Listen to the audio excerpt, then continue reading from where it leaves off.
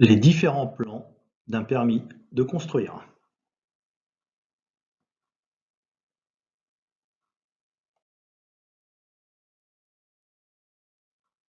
Voyons quels sont les différents plans d'un permis de construire. Dans cette vidéo, on parlera de PCMI, Que signifie PCMI? permis de construire pour maison individuelle. Le PCMI-1, le plan de situation. Le plan de situation précise la situation géographique d'un lieu. Il est établi sur un extrait de carte IGN, un plan cadastral ou un plan de ville.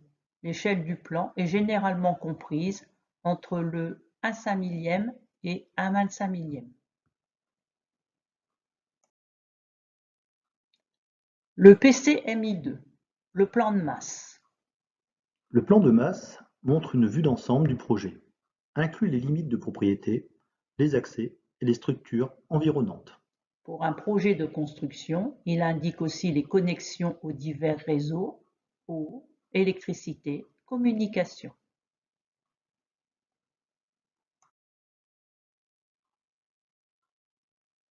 Le PCMI3, le plan en coupe du terrain et de la construction. Le plan en coupe du terrain et de la construction précise l'implantation de la construction par rapport au profil du terrain. Lorsque les travaux ont pour effet de modifier le profil du terrain, ce plan fait apparaître l'état initial et l'état futur. Le PCMI4, notice descriptive du terrain et du projet. Notice descriptive du terrain et du projet fournit la description complète et détaillée du projet de la construction et du terrain.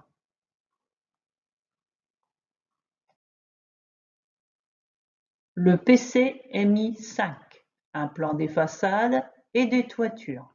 Plan de façade et pignon permet un aperçu de la façade principale, de la façade arrière, du pignon gauche et du pignon droit.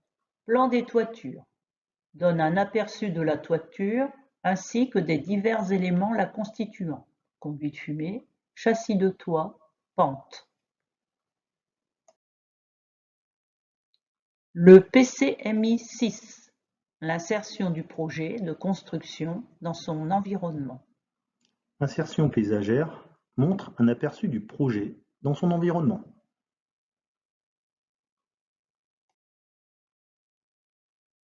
Le PCMI 7 et 8, photographie permettant de situer le terrain dans l'environnement proche et lointain.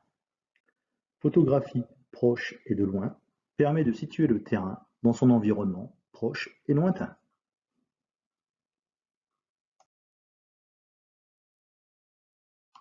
Merci de votre participation.